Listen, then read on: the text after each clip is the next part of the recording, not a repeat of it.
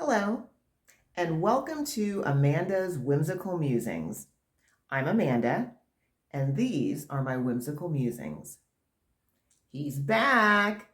With the help of an enormous backlash against Disney and ABC, Jimmy Kimmel returned to the airwaves last night. Let's discuss. Watching Jimmy Kimmel walk back on stage for his monologue after being silenced for a week was a feel-good moment and a high point in this ongoing battle against the Trump regime's dedicated plans to strip us of our right to free speech. Following a standing ovation that lasted just over a minute, Jimmy began his monologue by simply saying, "As I was saying before, I was interrupted."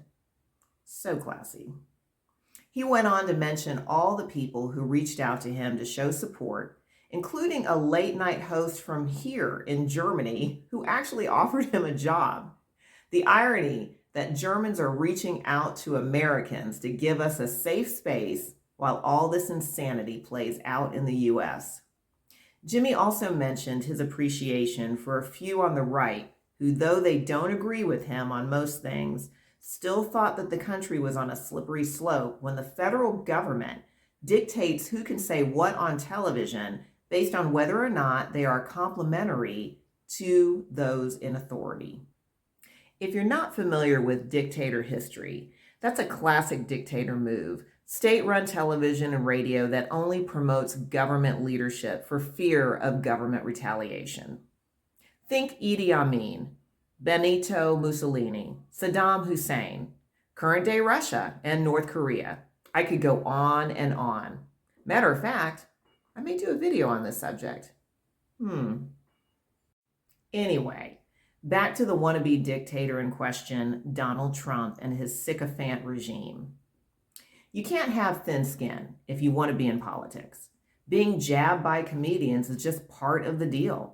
But a big problem with Trump and MAGA is that they have paper-thin skin. But it makes sense. When so many of your arguments are not based on facts or even basic logic, then of course you don't want to defend your claims or your stance because they don't stand up to scrutiny.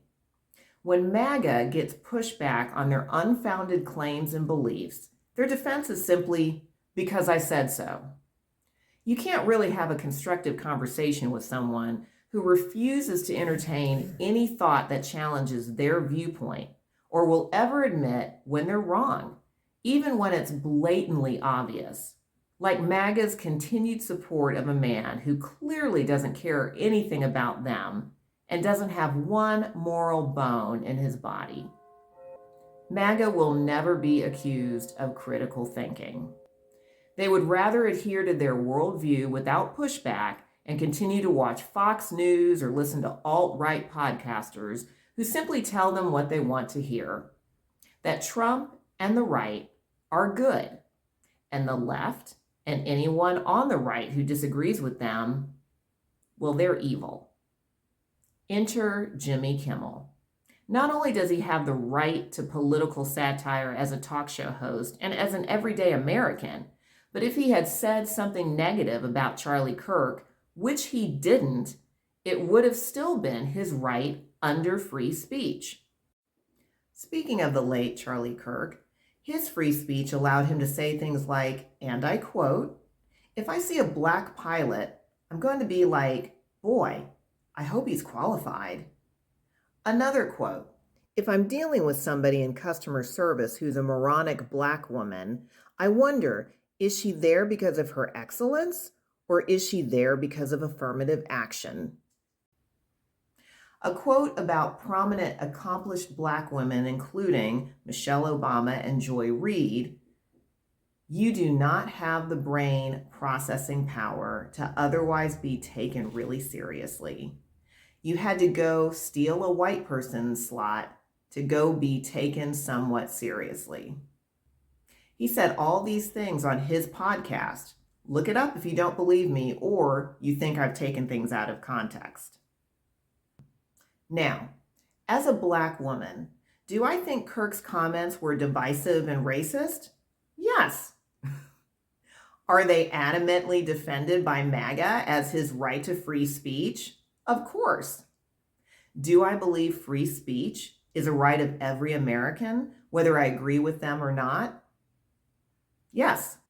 That's the difference between me and MAGA FCC Chairman Brendan Carr, who furthered Trump's ongoing assault on our right to free speech by threatening ABC with FCC reprisals if they did not, and I quote, challenge conduct and take action, frankly, on Kimmel.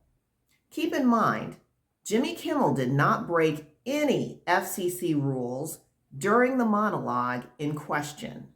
Despite Disney and ABC's failure to stand up to yet another example of Trump regime bullying to silence the opposition, we, the people, spoke with our dollars, and Jimmy is back on the air, hopefully without further incident. But knowing Trump, that's probably a bit too much to hope for.